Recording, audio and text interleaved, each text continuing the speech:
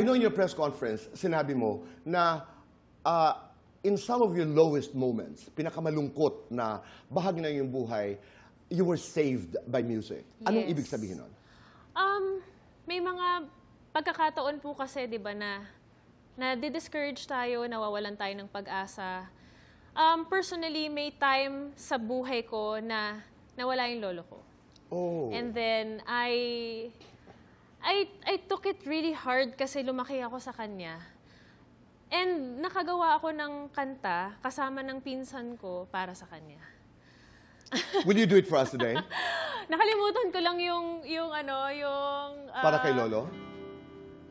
Yes. Ang title niya Magandang Simulain kasi yun yung lagi niyang sinasabi sa amin na huwag mong kakalimutan yung maganda mong sinimulan kasi pag maganda mo siyang nasimulan, maganda mo siyang tatapusin. Ganda.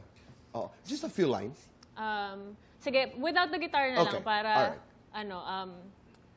wala ka man sa aming tabi, pangako ay di pa huli, ang magandang simulain mo'y ikukubli.